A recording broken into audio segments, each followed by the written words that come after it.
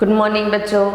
Class BSc third year और BSc BEd four year के लिए हमारा ऑर्गेनिक केमिस्ट्री का टॉपिक चल रहा है टेरोसाइक्लिक कंपाउंड, जिसके पार्ट नंबर 22 की हम बात कर रहे हैं। और हमने शुरुआत की थी 5 सदस्यों वाले संयुक्त विषम चक्रीय यौगिक, और जिसमें हमने शुरुआत की थी इंडोल की, जिसे बेंजेजोल भी बोला जा सकता है, बेंजेजोल भी बोल सकते हैं, या इसे बेंजोपिरोल भी कह सकते हैं। क्या कह सकते हैं? बेंजोपिरोल भी कह सकते हैं। यानी कि बेंजोपिरोल का मतलब एक तो बेंजीन हमारे पास और एक पिरोल आपस में इस तरीके से जुड़ जाएं तो वो किसको शो करते हैं? बेंजोपिरोल को शो करते हैं। किसको शो करते हैं भाई? बेंजोपिरोल को शो करते हैं। तो हमने इंडोल की बात कर रहे हैं या बेंजोपिरोल की बात कर रहे हैं। ये क्या होता है? चमेली। ये चमेली व नारंगी के फूलों से प्राप्त होता है। हमें चमेली व नारंगी के फूलों से हम प्राप्त कर सकते हैं इसको। इसके अलावा कोलतार का जल अपघटन करके या ऑक्सीकरण करवा करके भी हमें इंडोल बना सकते हैं। अब हम इसके बनाने की जो एक एक मेथड है उन पर चर्चा करने जा रहे हैं हम। इंडोल और इंडोल बनाने की विधियाँ। इंडोल बनाने की विधियाँ।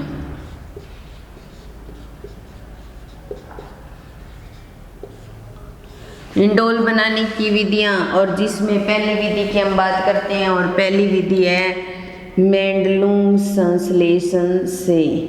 मेंडलूम संश्लेषण से एक प्रकार की नेम रिएक्शन है मेंडलूम संश्लेषण से। इसके अंदर हम काम में लेते हैं ऑर्थो फार्मिडोटोल्विन और ऑर्थोफार्मिडोटोल्विन की क्या करते हैं हम? तृतीयक ब्यूटोक्साइड के साथ रिएक्शन करवाते हैं। किसके साथ में? तृतीयक ब्यूटोक्साइड के साथ। ऑर्थोफार्मिडोटोल्विन की तृतीयक ब्यूटोक्साइड के साथ रिएक्शन करवाते हैं। तो जैसे हमारे पास ये बेंजीन, और इस बेंजीन के साथ यहाँ पर अगर CH3 जुड़ा हो तो ये क्या होता है? टोल्विन होता है। ठीक है। और इसके साथ मैं यहाँ NH और C डबल बॉन्ड O और H ये जोड़ दूँ तो CONH2 जो फॉर्म होती है वो एमाइड की होती है, इसलिए इसका नाम हो गया ऑर्थोफार्मिडो। क्या हो गया? ऑर्थोफार्मिडो। थोड़ा ऊपर लिखना पड़ेगा, इसका मैकेनिज्म पूरा नहीं आएगा। मैकेनिज्म के साथ करेंगे तो यहाँ पर हमारे पास क्या है? इंडोल, और इंडोल बनाने की विधि कर रहे हैं हम। इंडोल बनाने की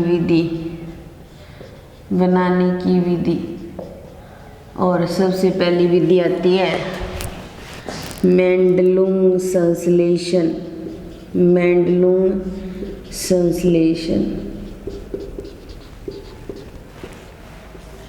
यहाँ पर ये बेंजीन रिंग, और इस बेंजीन रिंग के साथ यहाँ CH3 जुड़ा हुआ है तो ये टोल्विन, और इसके साथ यहाँ N और H और C डबल बॉन्ड O और H इस तरीके से जोड़ देंगे तो उसको बोला जाएगा ऑर्थोफार्मिडोटोल्विन। और इसकी रिएक्शन CH3 की थ्राइज COH, ये तृतीयक ब्यूटोक्साइड होता है, इसके साथ रिएक्शन करवाएंगे तो हमें इंडोल प्राप्त हो जाएगी। और इंडोल ये होती है इस तरीके से N और H, और इसको बोला जाता है इंडोल। क्या बोला जाता है? इंडोल। अब हम बात करते हैं मैकेनिज्म की, कि हमने कह तो दिया कि ऑर्थोफॉर्मिडोटोलिन की तृतीयक ब्यूटोक्साइड, इसको खोल के लिखें तो इस तरीके से लिख सकते हैं, ये कार्बन, यहाँ CH3 और यहाँ CH3 और यहाँ OH जुड़ा हुआ है, तृतीयक कार्बन है। और इस तृतीयक कार्बन के साथ ये हाइड्रोजन हटा करके इसके साथ पोटेशियम जोड़ दिया जाए तो हम ऐसा कर सकते हैं, पोटेशियम तृतीयक ब्यूटोक्साइड के साथ रिएक्शन करवाते हैं तो हमें ऑर्थोफॉर्मिडोटोलुइन की पोटेशियम तृतीयक ब्यूटोक्साइड के साथ रिएक्शन करवाते हैं तो हमें प्राप्त होता है इंडोल। क्या प्राप्त होता है भाई? इंडोल। अब देखिए ये ऑर्थोफॉर्मिडोटोलुइन लेते हैं हम, यहाँ हमारे पास और N और H और यहाँ CH2 और CH3 को इस प्रकार लिख देते हैं और C डबल बॉन्ड O और H ऐसे लिख देते हैं, ठीक है। फिर उसके बाद में इसकी रिएक्शन करवाते हैं, CH3 3CO नेगेटिव तृतीयक ब्यूटोक्साइड के साथ कराते हैं, ये हाइड्रोजन इसके साथ आ जाएगा तो ये CH3 की थराइज COH के रूप में बाहर निकल जाएगा और हमें ये प्राप्त हो जाएगी इस तरीके से। यहाँ CH2 पर क्या आ जाएगा? नेगेटिव चार्ज, N और H और C डबल बॉन्ड O और H, ये इलेक्ट्रॉन यहाँ ट्रांसफ़र हो जाएंगे और ये इलेक्ट्रॉन यहाँ ट्रांसफ़र हो जाएंगे तो लास्ट में हमें ये प्राप्त हो जाएगा, ये CH2 और ये CH2 इस कार्बन के साथ जुड़ जाएगा, यहाँ OH आ जाएगा और यहाँ N और H, लास्ट में फिर ये H2 के रूप में बाहर निकल जाएंगे, ये OH और ये H यहाँ से, और इस प्रकार ये बेंजीनिंग इस तरीके से हमें प्राप्त हो जाएगी। और ये इंडोल को हम ऐसे लिख सकते हैं सीधा ही, और ये OH2 बाहर निकला तो यहाँ पर डबल बॉन्ड आ गया। तो इस तरीके से मेंडुलम संश्लेषण के अंदर ऑर्थोफॉर्मिडोटोलुइन की पोटेशियम तृतीय ब्यूटोक्साइड के साथ रिएक्शन करवाकर इंडोल बना सकते हैं। ऑर्थोफॉर्मिडोटोलुइन लिया, तृतीयक ब्यूटोक्साइड के आयन के साथ रिएक्शन करवाई, ये H इधर चला जाएगा, ये इलेक्ट्रॉन यहाँ ट्रांसफर हो जाएंगे और ये इलेक्ट्रॉन इनके बीच में क्या हो जाएगी? बॉन्डिंग, और ये H इसके पास चला जाएगा, जो कार्बन के साथ जो ये O है इसके साथ H चला जाएगा और उसके बाद में यहाँ से H और यहाँ से OH H2 के रूप में बाहर निकल जाएंगे और हमें क्या प्राप्त हो जाएगा? इंडोल। क्या प्राप्त हो जाएगा भाई? इंडोल। तो इस तरीके से ये इंडोल बनाने का मेंडुलम संश्लेषण विधि थी। क्या थी भाई? मेंडुलम संश्लेषण विधि।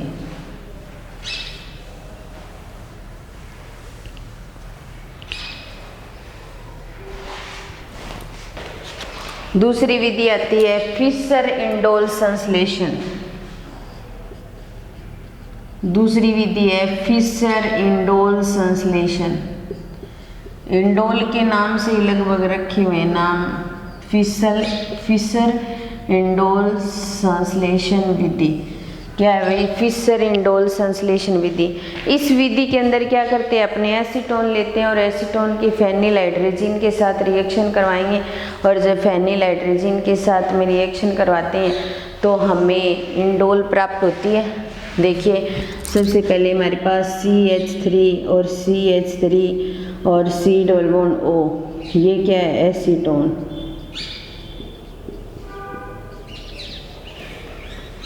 फेनिल हाइड्रोजन को ऐसे लिखते हैं C6H5NH2।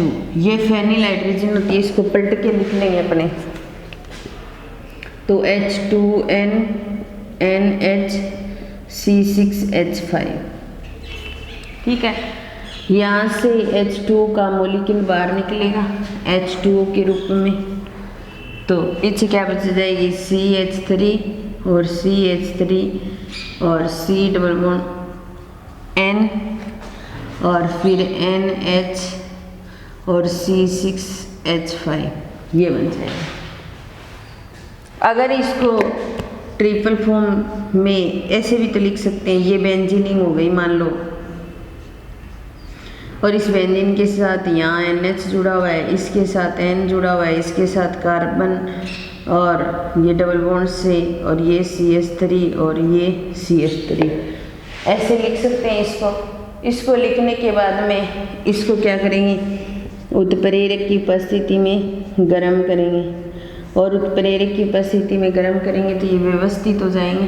2 कार्बन, एक कार्बन यहाँ आ जाएगा, एक कार्बन यहाँ आ जाएगा, ये N यहाँ आ जाएगा और H व्यवस्थित करेंगे तो इस तरीके से बन जाएगा। ये बेंजीनिंग तो वैसे की वैसे आ जाएगी। ये एक कार्बन ये रहा, और इसके साथ N और H, और यहाँ क्या आ जाएगा, CH3 आ जाएगा, और यहाँ डबल बॉन्ड आ जाएगा, और 1 और 2 नंबर कंडीशन पर है तो 2 मेथिल इंडोल बन जाएगा।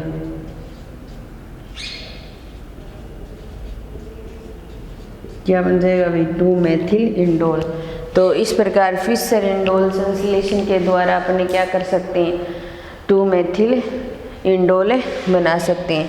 तो सबसे पहले एसीटोन लिया और फेनिल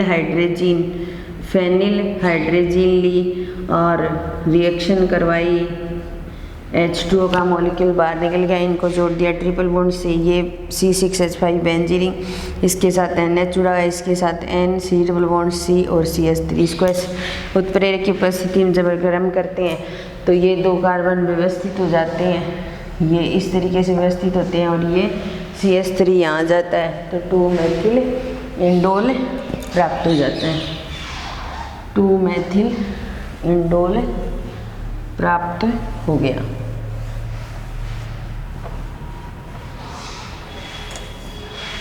उसके बाद में तीसरा जो मेथड आता है वो आता है रिसर्ट संश्लेषण।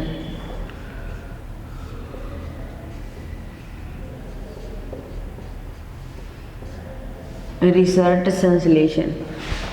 संश्लेषण के द्वारा भी अपने क्या कर सकते हैं, इंडोल को बना सकते हैं। इसके अंदर क्या करते हैं अपने, ऑर्थोटोल्विन लेंगे, एक तो क्या लेंगे, ऑर्थोनाइट्रोटोल्विन लेंगे, और दूसरा लेंगे एथिल ऑक्जेलेट। ऑर्थोनाइट्रोटोल्विन और एथिल ऑक्जेलेट की रिएक्शन करवाएंगे। तो सबसे पहले हमारे पास ये बेंजीनिंग, और इस बेंजीनिंग पर अगर CH3 जुड़ा होता है तो उसको बोला जाता है टोल्विन, और इसकी ऑर्थो कंडीशन पर क्या जोड़ दिया, नाइट्रो ग्रुप जोड़ दिया, तो क्या बन जाएगा, ऑर्थोनाइट्रोटोल्विन।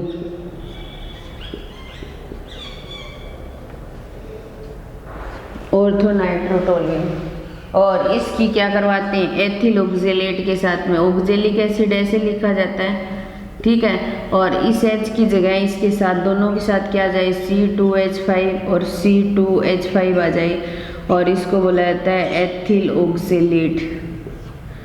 क्या बोला जाता है भाई, एथिल ऑक्जेलेट। और जब ऑर्थोनाइट्रोटोल्विन और एथिल ऑक्जेलेट की रिएक्शन करवाते हैं तब हमें इंडोल प्राप्त होती है, ये दोनों जुड़ जाते हैं, और इस तरीके से ये बेंजीनिंग और इस बेंजीनिंग के साथ N और H, और इसको नाम दिया है हमने इंडोल, ठीक है।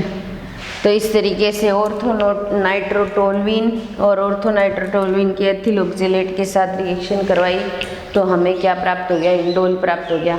अगर इसका मैकेनिज्म हम करके देखें तो देखिए, मैकेनिज्म के अंदर सबसे पहले हमारे पास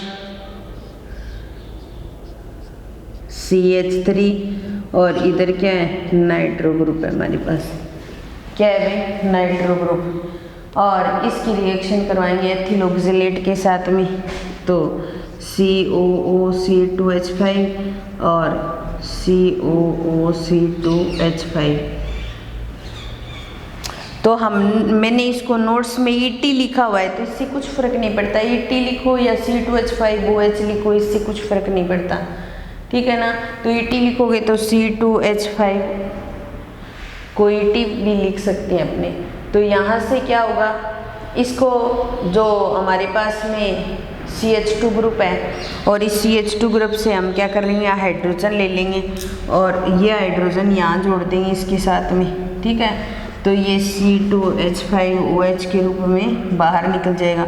इस पूरे ग्रुप को उसके साथ जोड़ देंगे, ये बेंजीनिन, ठीक है, और ये नाइट्रो ग्रुप है यहाँ पर, और यहाँ क्या बच गया, CH2 बच गया।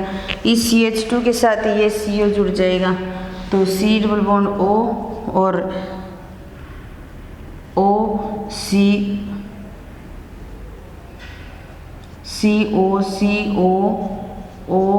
C2H5 ये जुड़ जाएगा।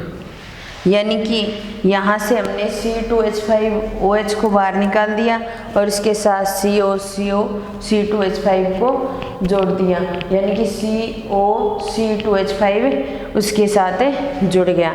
फिर अपने क्या करवाएंगे, जिंक व एसिटिक एसिड की प्रेजेंस में अपचयन करवाएंगे। अपचयन करवाएंगे तो अपचयन करवाने पर ये जो ग्रुप है NH और H में चेंज हो जाएगा, और यहाँ CH2 CO C2H5 ये बन जाएगा। ये किस में चेंज, ये इसमें कोई चेंज नहीं आता, और जो नाइट्रो ग्रुप है वो किस में चेंज हो जाता है, एमिनो ग्रुप में चेंज हो जाता है। नाइट्रो ग्रुप किस में चेंज हो जाता है, एमिनो ग्रुप के अंदर चेंज हो जाता है। तो फिर उसके बाद में यहाँ इसको आगे करेंगे तो इस तरीके से हो जाएगा, ये बेंजीनिन, और इस बेंजीनिन के साथ यहाँ CH2 और ये C और ये NH, और इसके साथ यहाँ OH जुड़ा होगा, और यहाँ CO C2H5। बताऊँ कैसे, इसको मैं थोड़ा सा ऐसे लिख देती हूँ, C डबल बॉन्ड O और CO C2H5। तो ये इलेक्ट्रॉन यहाँ ट्रांसफर होंगे, इस पे नेगेटिव और इस पे क्या आ जाएगा, पॉजिटिव।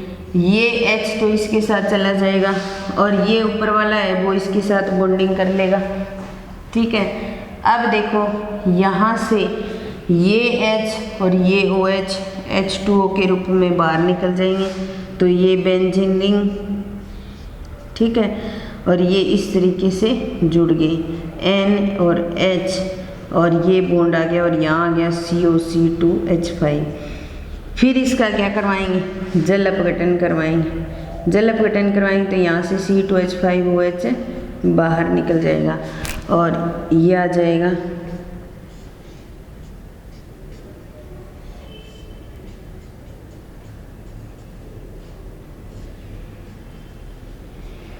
ठीक है।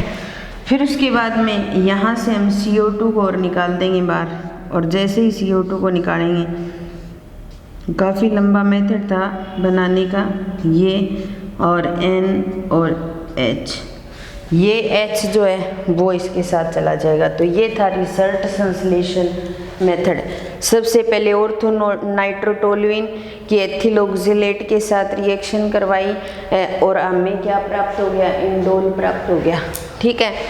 ऑर्थो नाइट्रोटोलुइन लेंगे और एथिल ऑक्जेलेट लेंगे, यहाँ से एक हाइड्रोजन निकलेगा, इसके साथ जुड़कर C2H5OH के रूप में बाहर निकल जाएगा, और ये CO से यहाँ पूरा ग्रुप यहाँ जुड़ जाएगा, ठीक है। फिर जिंक और एसिटिक एसिड की प्रेजेंस में क्या करवाएंगे, अपचयन करवाएंगे, तो यहाँ से H2O के मॉलिक्यूल बाहर निकल जाएंगे। अपचयन कराएंगे तो इसके साथ हाइड्रोजन जुड़ करके क्या बन जाएगा, नाइट्रो ग्रुप किस में चेंज हो जाएगा, एमिनो ग्रुप में, ठीक है।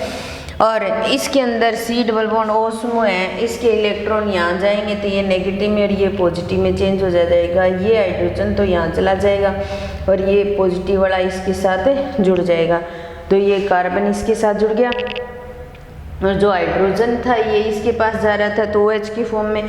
फिर हम क्या करेंगे, ये CH मान लें और ये H और OH H2O के रूप में बाहर निकाल दिया हमने, तो यहाँ डबल बॉन्ड आ गया और CO C2H5 ऐसे कैसे आ गया, ठीक है। फिर उसके बाद में हम इसका क्या करवाएंगे, जल अपघटन करवाएंगे, और जल अपघटन करवाएंगे तो C2H5OH बाहर निकल जाएगा, और जैसे ही बाहर निकलेगा तो उसके बाद में ये यहाँ कार्बोक्सिलिक समूह आ जाएगा और CO2 बाहर निकल जाएगी और ये हाइड्रोजन इसके साथ में जुड़ जाएगा। तो इस तरीके से अपने क्या कर सकते हैं, इसको बना सकते हैं। अगर आपको नीचे दिखाई नहीं दे रही तो ऊपर लिखूँ क्या इस चीज़ को, थोड़ा सा ऊपर लिख देती हूँ, पता नहीं नीचे दिखाई नहीं दी, मैंने ज़्यादा ही नीचे लिख दिया, थोड़ा सा बता देती हूँ। अब देखो यहाँ से मैं इसको थोड़ा सा ऊपर कर देती हूँ, यहाँ से ऊपर कर देती हूँ, तो यहाँ पर थोड़ा सा कर देती हूँ। अभी ये मेथड लास्ट ही है हमारा बनाने का, फिर इंडोल के बनाने की विधियाँ कंप्लीट हो जाएंगी।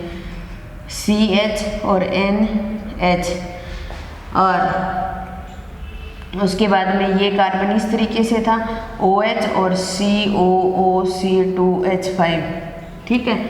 फिर अपने क्या कर रहे हैं, इस यहाँ से H2 का मॉलिक्यूल बाहर निकाल रहे हैं, H2O का मॉलिक्यूल बाहर निकाल रहे हैं, तो ये बाहर निकल रहे हैं, ठीक है।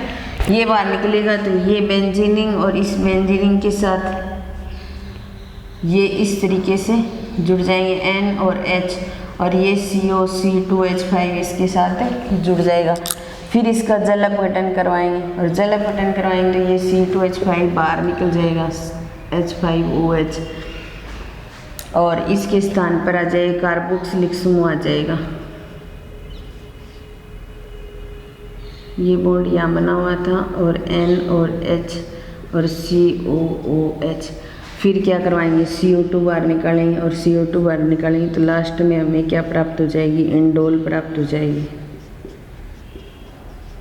ठीक है। जिसको नीचे दिखाई नहीं दे रहा वो ऊपर से कर लेना। ये स्टेप यहाँ से चल करके इधर भी हो रहा है और इधर भी हो रहा है, दोनों तरफ हो रहा है। जिसको जहाँ से जैसे दिखाई दे वैसे कर लेना। तो ये बनाने की विधियाँ कंप्लीट होगी, बाकी नेक्स्ट क्लास में करेंगे। धन्यवाद।